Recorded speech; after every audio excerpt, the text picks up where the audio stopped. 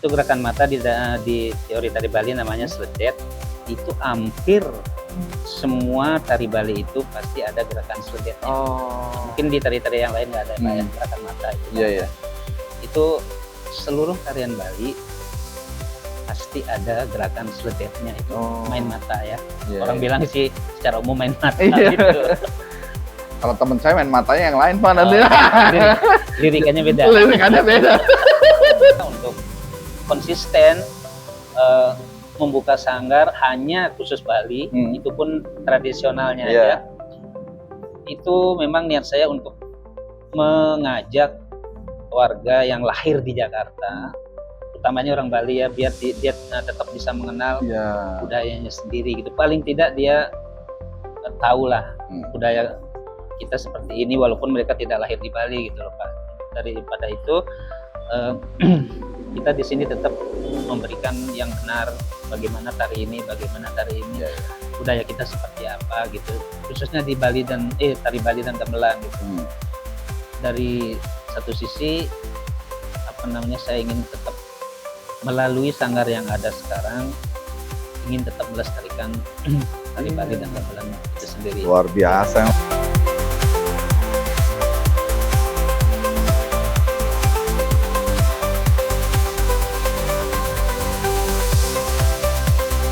Assalamualaikum warahmatullahi wabarakatuh. Salam sejahtera untuk kita semua. Sobat Jagongan, ketemu lagi sama gua Iwan. Ini gua udah berasa di Bali nih sekarang nih. Bali banget, belakangnya sih gitu, tapi enggak. Ini sekarang kita ngobrol sama, dia nggak mau dibilang seniman, namanya pekerja seni. Nah, ini kita sekarang ngulik sama Pak Ketut.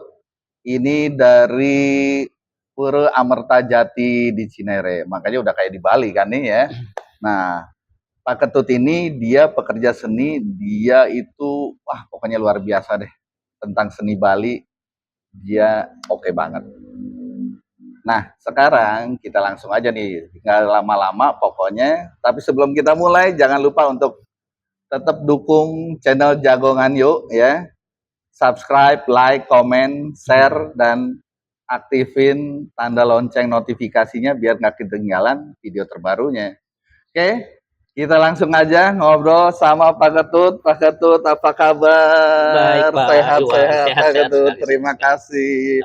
Udah mau ngobrol-ngobrol nih sama Jagongan, Sobat Jagongan. Kita nyebutnya Sobat Jagongan kalau yang nonton. Ya. Nah, ini jadi kita langsung aja lah ya Pak Ketut, yang nggak usah basa-basi lah kebanyakan nanti. Santai aja Pak Ketut. Nah, siapa? Jadi sebetulnya tapi Pak Ketut ini kan ada sanggar ternyata di sini ya, di Pura ya? Iya betul. Kebetulan di Pura Amertajati ini kita buka kelas tari Bali itu sudah dari tahun 2011 ya. 2011. Ya. Oh iya. Sampai saat ini sudah lumayan lancar sih, cukup lancar. Jadi mengalir terus yang ikut latihan, baik yang dari lingkungan Pura sendiri ataupun dari yang dari luar umum ya. Umum lah sifatnya. Tapi kan memang sebetulnya memang umum kan, maksudnya terbuka untuk umum lah gitu kan. Ya, kita tidak membatasi harus siapa, umum, apakah itu orang Bali atau orang luar Bali, pokoknya siapapun. Dari anak-anak sampai yang di ibu-ibu, yang sampai yang sudah 50 tahun ke atas pun kita terima. Oke. Nah, tuh nih Sobat Jagongan, yang mungkin Sobat Jagongan masih pengen gerak-gerak badan, atau hanya sekedar istilahnya anaknya ingin ikut, anaknya nih bisa tari Bali atau kesenian Bali, belajar lagi, bisa nih nanti yang pokoknya seputaran Cinere, Depok, Sawangan, Pondok Labu. Ya, kalau emang dikejar sih dari Kebonjor semua mau ke Jakarta deh, ke sini. Bintaro aja ke sini ya Pak ya. Gitu, nanti bisa langsung pokoknya tonton terus. Ceritanya ntar ada di belakang nih. Jangan sampai ketinggalan. Nah, Pak Ketut, itu sebetulnya Pak Ketut ini kalau boleh cerita sedikit deh. Pak Ketut memang dari kecil, ya memang saya juga tahu orang Bali tuh dari kecil pada jago-jago lah nari-nari gitu kan. Tapi memperdalam lagi gitu. Secara umum kan biasanya orang Bali itu dari lahir mungkin sudah dibawakan dibawakan bakat seni gitu ya. Iya. Cuman kalau saya sendiri dari kecil itu sudah senang ya, bukan pinter, sudah senang main gamelan. Terus setelah selesai SMP, saya melanjutkan kursus ke sekolah tari. Dulu namanya Kokar, terus pada saat saya sekolah di situ namanya berubah menjadi SMKI. Oh, SMKI. Kebetulan di situ saya dimasukkan atau sama salah satu guru waktu itu, Ibu Arini namanya, saya masuk ke jurusan tari gitu. Oh, oke. Nah, sampai apa, dulu tuh juga setahu saya ada istilahnya institut apa, pokoknya sekolah tingginya gitu, tentang seni khusus. Itu dulu namanya ASTI, terus Akademi Seni Tari Indonesia. Setelah itu terakhir berubah menjadi ISI gitu. Institut Seni Indonesia. Oke, ya. Itu juga ada jurusan tari, dalang, dan gamelan. Dan ada jurusan seni pertunjukannya juga. Ya. Kalau bicara mengenai khususnya seni Bali nih, Pak Ketut ya. Kita dari tari dulu deh sebelum gamelan. Banyak pokoknya yang udah mau ditanyain sebetulnya banyak gitu. Nah, saya kan yang umum lah. Umum saya taunya paling kalau lagi pernah ke Bali itu kalau nggak pendet atau kecak, udah gitu aja gitu kan. Tapi padahal sebetulnya banyak kan Pak. Kalau yang umum-umum aja gitu, apa memang sebetulnya itu yang ditonjolkan gitu, yang ngetopnya lah. Kalau kita melihat seni tarinya itu Pak ya, ada dari segi fungsinya itu ada tari wali, terus tari bebali, terus tari bale-balehan. Kalau dari segi fungsinya itu dibagi 3. Tari wali itu yang bersifat sakral, yang biasa ditarikan untuk mengiringi jalannya upacara di jeroan istilahnya. Di pura. Di Utama Mandala. Terus setelah itu ada tari bebali. Itu biasanya ditarikan di Madya Mandala di Jawa Tengah. Itu untuk mengiringi jalannya upacara juga, tapi itu bersifat semi sakral. Semi sakral. Itu pun bisa ditonton oleh publik. Itu juga bersifat hiburan, jadi bisa dinikmati oleh kalangan umum. Iya. Terus kalau tari balih-balihan yang ketiga itu khusus ditarikan untuk umum. Bersifat sebagai hiburan gitu. Nah, kalau yang tadi saya sebut nih pendet itu berarti kategorinya yang terakhir itu. Pendet yang dikenal umum itu tadinya itu adalah tari sakral. Zaman dulu itu hanya ditarikan di lingkungan pura juga untuk mengiringi tari persembahan untuk mengiringi jalannya upacara prosesi keagamaan. Terus belakangan itu sesuai dengan perkembangan zaman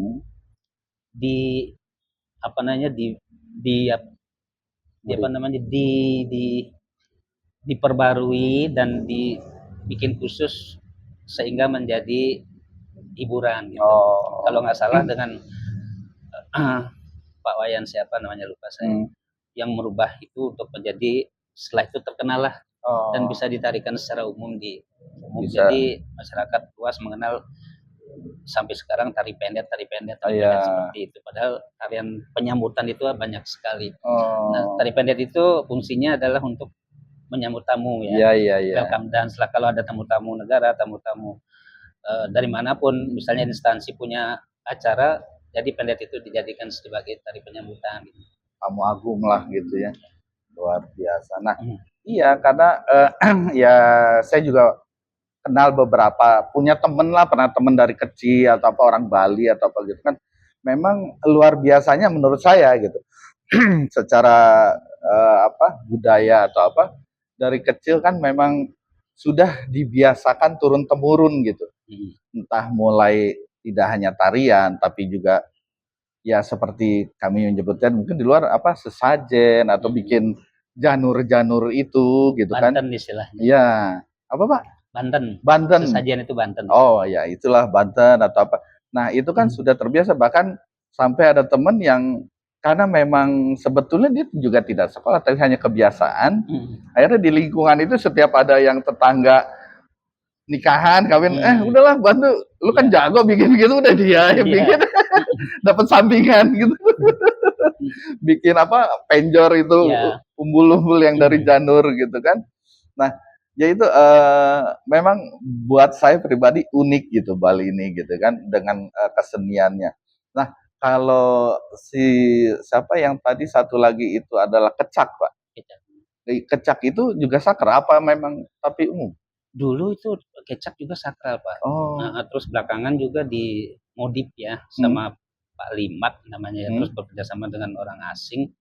Nah, dibikinlah kolosal seperti itu dan ditarikan juga untuk tamu-tamu, ditarikan untuk umum. Nah, terus ada kenapa namanya kecak itu juga karena penarinya tidak pakai apa namanya gamelan langsung kan, itu seperti akapela gitu. Iya. Dan hanya irama mulut. Iya.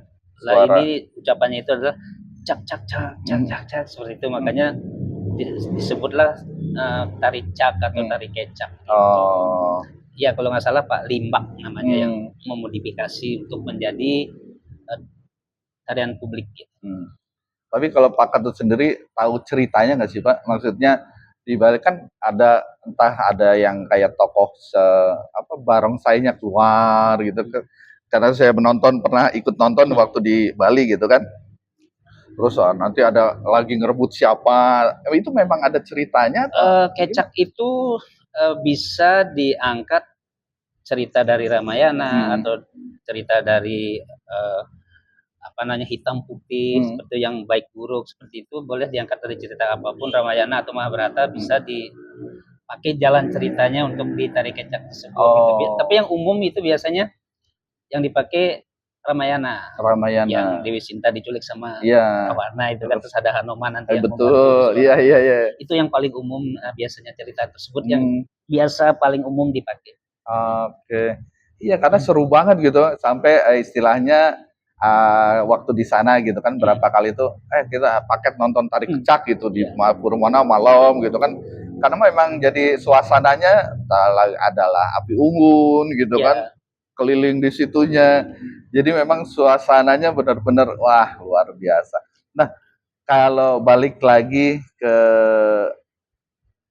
Pak Ketut nih sebagai sanggar di Pura Amerta ini Pak, nah ini kan juga melatih mulai tadi dari anak-anak sampai ibu-ibu sampai dewasa lah. Ya. Itu yang diajarkan itu jenis tari apa tuh, Pak? Di sini juga karena ini lingkungan pura, tari sakral pun Rejang Dewo itu ada. Kalau misalnya ada piodalan kayak tadi Bapak ini sampaikan, kalau ada odalan itu Rejang Dewo itu kan harus ditarikan juga. Rejang Dewo itu biasanya anak-anak yang sebelum dewasa ya, sebelum menstruasi itu menarikan karena itu tari sakral.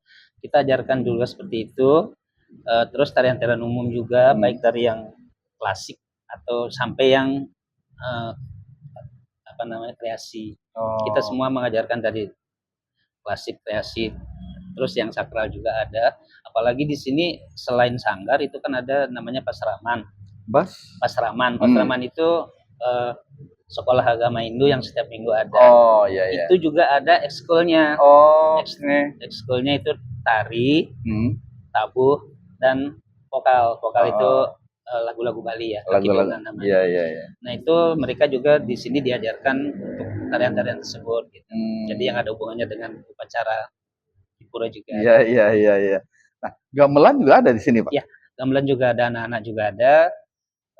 Ibu-ibu ada, bapak-bapak ada, dari level yang beginner, junior, yang profesional juga ada. Nah, ini agak lari sedikit ke gamelan nih, Pak Ketut. Cuma penasaran aja sih, sering lihat, cuma saya nggak tahu gitu kan. Kan kalau lihat tang nang gitu kan, kayaknya enak aja nang. Tapi terus kalau yang model lempengan gitu, abis diketuk kayak dipegang gitu, itu biar nggak terus bunyi. Gini, kalau kita gamelan Bali itu kan kalau dipukul gaungannya itu terus nyambung ya.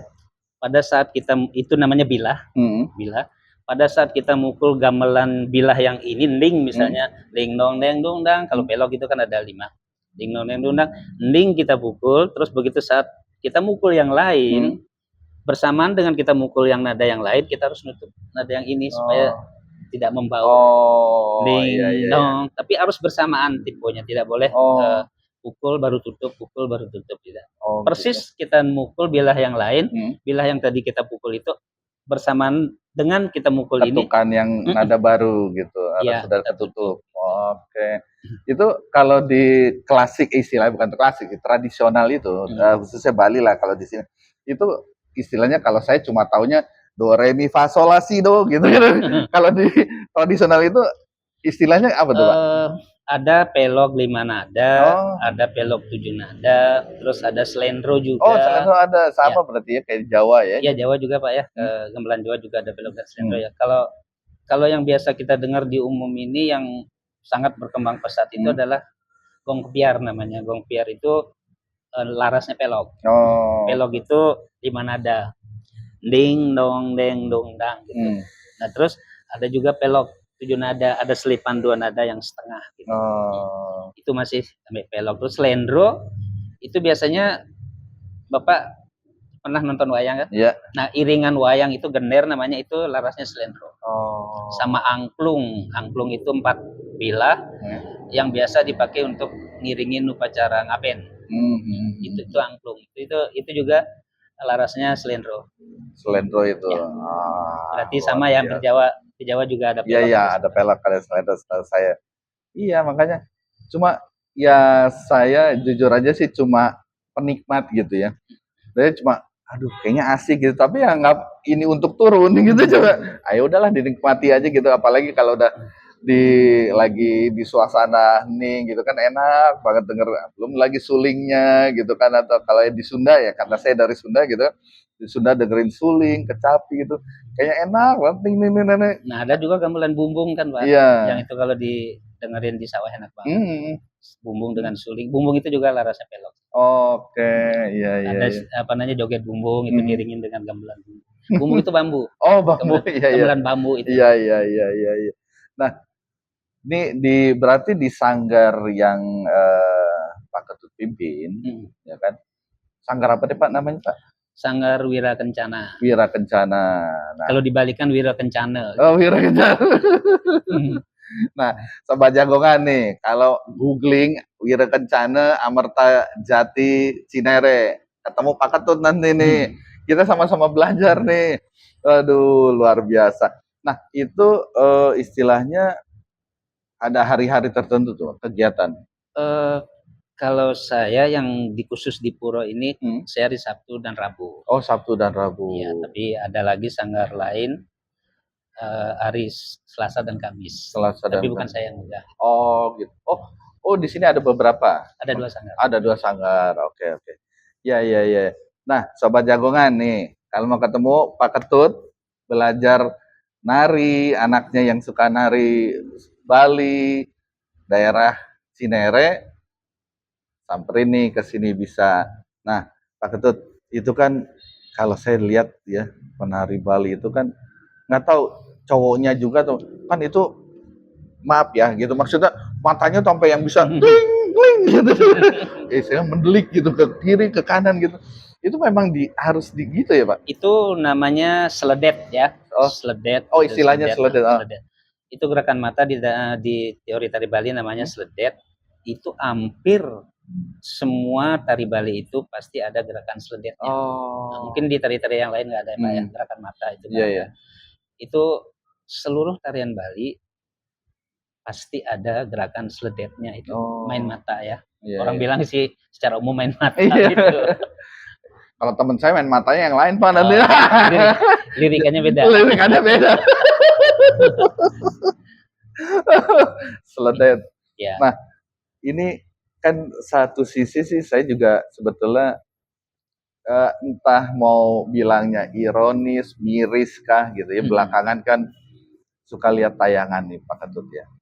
Di sosial media itu justru malah orang asing yang mereka banyak mainin dan mereka ya bahasa saya pinter lah gitu loh. Pasti memainkan gamelan, tarian ini apakah yang diekspos cuma karena mereka orang asing kemudian jadi viral gitu kan sebenarnya. Nah, Cuma kan satu sisi ya kita bangga lah sebagai orang Indonesia bahwa orang asing mencintai kebudayaan kita gitu kan. Tapi satu sisi nanti jangan-jangan kitanya anak-anak mudanya disodorin budaya sana, mereka yang ngambil budaya sini gitu kan. Yeah. Belum lagi kalau diklaim lagi, wah itu budaya kita tuh, wah repot gitu. Nah, berarti kan ini salah satunya adalah, menurut saya, koreksi kalau salah nih Pak Ketut ya, kan kita berarti dengan adanya sanggar-sanggar seperti Pak Ketut ini kan upaya untuk pelestarian budaya gitu kan.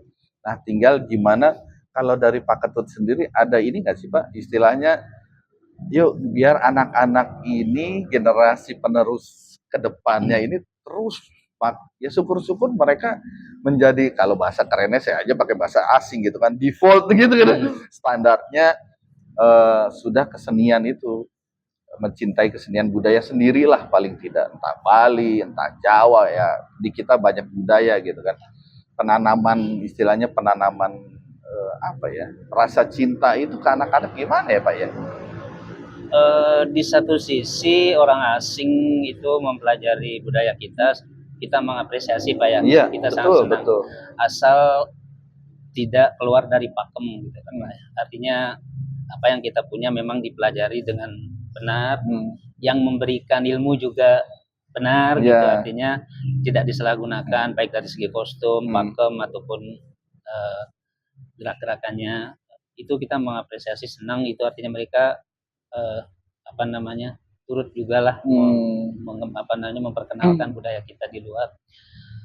Cuman di satu sisi seperti Bapak bilang tadi, Bapak bilang miris ya kalau seandainya kita sendiri yang punya budaya, baik bukan Bali aja, budaya Nusantara kita sendiri nggak peduli gitu, acuh-acuh dengan itu. Ya maaf gitu, misalnya ya kayak pernah dengar tuh kayak dulu memang ada sih kayak gitu.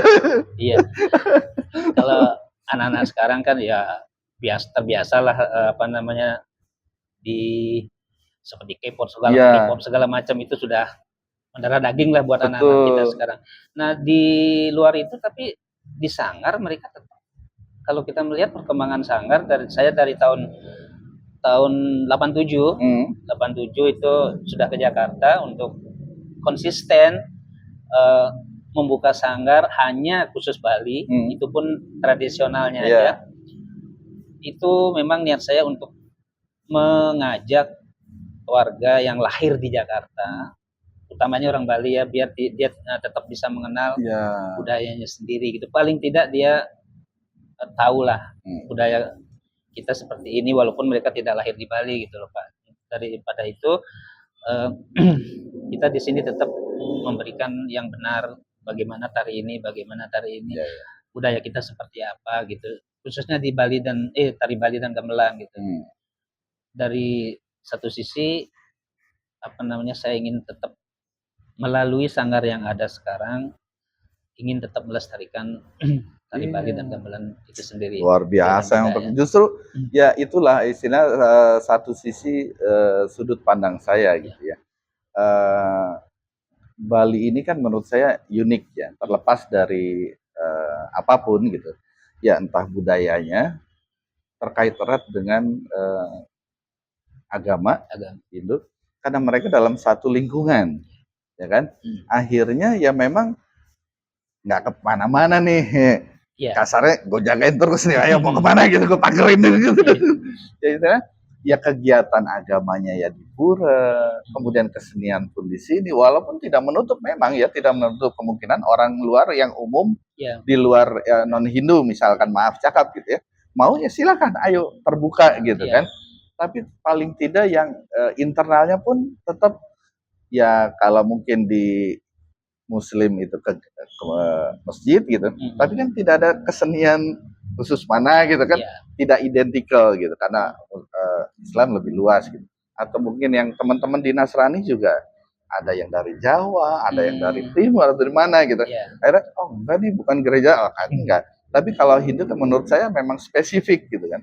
Ya sementara ini Hindu ya Bali gitu kan, udah keseniannya kesenian Bali, jadi komunitas, bahasa saya komunitas warga atau di dalamnya itu ya udah, ya memang itulah, saya di kampung juga begitu ya, di Jakarta juga begini gitu kan. Jadi sesuatu yang sangat buat saya sangat membantu gitu ya, pelestarian budaya Indonesia, Bali khususnya gitu ya Pak ya. Karena memang dari mungkin kan kalau di luar kegiatan khusus kesenian, kalau boleh rempet sedikit nih, kalau di keagamaan Hindu itu sudah identik dengan ada gamelannya, dan hingga koreksi kalau salah ya Pak, anak-anak pun kalau mereka kan pasti bawa anak-anak dong, keluarga gitu kan, bawa anak-anak, dan anak-anak akhirnya mulai mengenal gitu kan, terbiasa, dan akhirnya ya kalau ibadah pun setahu saya juga dengan menggunakan sarung atau pakaian adat gitu kan. Jadi akhirnya terbentuk dengan sendirinya. Tanpa harus begini, harus begitu, nggak apaan sih ini gitu. Nggak yang reluctant gitu kan. Nah itu luar biasa. Nah Pak Ketut, balik lagi ke masalah tarian. Itu ini kan seingat saya nih, kalau ada yang pakai itu, kalau itu memang bagian dari tarian atau kalau dikecak yang itu keris segala macam. Nah kalau yang itu sifatnya sakral, apa namanya, itu memang sudah dari dulu seperti itu Pak. Ada orang namanya kerauhan itu, kerauhan itu kerangsukan seperti itu ya. Kalau mungkin kalau di Jawa kayak di Banten itu debus kali gitu ya. Iya. Nah ada itu hanya memang seni pertunjukan saja, terus ada memang sakralnya itu harus dipisahkan. Dipisahkan Pak. Memang. Kalau dari seni pertunjukan aja itu skenario ya. Iya. Tapi kalau dari segi sakralnya yang itu di upacara-upacara seperti itu memang originalnya seperti itu. Namanya kerangsukan atau keraukan namanya. Harus bisa dipisahkan antara pertunjukan yang di hiburan, yang di apa namanya publikasikan skenario seperti itu pura-pura aja. Kalau untuk tontonan untuk itu Pak ya, tamu-tamu seperti itu. Iya, kadang kan ya istilahnya kayak akhirnya dengan istilahnya saya baru dari kecil, terus terangnya karena pertama kali saya kenal tokoh barongsai itu di rumah saya, bapak saya pasang tuh di tembok gitu kan, ini apa gitu, ini barongsai. Saya belum kenal Bali waktu itu karena bapak saya yang sering mundar-mandir gitu. Ini barongsai. Akhirnya ini tokoh barongsai. Itu memang istilahnya tokoh jahat tanda kutip gitu ya kali Pak. Barong sama rangda Pak ya. Barong itu yang apa namanya, yang ada kepalanya barong kayak barongsai itu barong Bali. Terus sama rangdo yang ada taringnya, terus lidah yang panjang. Itu mewakili, itu namanya Ruwa Beneda, mewakili sifat jahat dan sifat baik. Gitu. Ternyata tetap dua. Ya hitam putih. Hitam putih. Iya. Nah, nih Sobat Jagongan, kita pokoknya banyak belajar nih dari Pak Ketut nih tentang budaya Bali nih ya. Nah, jadi buat Sobat Jagongan, tetap nih pantengin terus, ikutin ya. Anak-anak yang mau belajar kesini nih, ke Sanggar di Amerta, Jati, Cinere. Nanti bisa ketemu, belajar bareng sama Pak Ketut. Mau tarian, mau gamelannya, semua ada di sini. Luar biasa gitu para ini. Nah, Pak Ketut, ini istilahnya kalau yang mungkin kalau yang istilahnya di luar anak-anak di luar dari lingkungan pura, itu mereka suka ada pementasan juga atau gimana Pak? Kita ada pentas yang sifatnya intern tahunan, terus ada juga ujian kenaikan tingkat, itu kita pentaskan mereka dengan kostum lengkap, nikab lengkap. Kita mengapresiasi apa yang kita berikan pelajaran selama 6 bulan, terus kita pentaskan seperti itu, dan istilahnya ujian kenaikan tingkat gitu lah. Ada kenaikan tingkat? Kayak bela diri aja Pak, dari ini ban hitam ke ban putih, ban hitam. Ya misalnya dia belajar satu tarian 6 bulan ini, terus kita nambah. Terus naik ke tarian selanjutnya, otomatis naik grade juga. Iya. Di situ sudah layak belum mengikuti tarian selanjutnya. Sekalian mengapresiasi mereka dan bisa ditonton orang. Ya istilahnya tampil di depan. Ya syukur-syukur istilahnya bisa tamu negara Ya. atau ke tamu agung gitu Dan ya kalau Pak. ada permintaan dari instansi tertentu, kita juga sering isi-isi acara.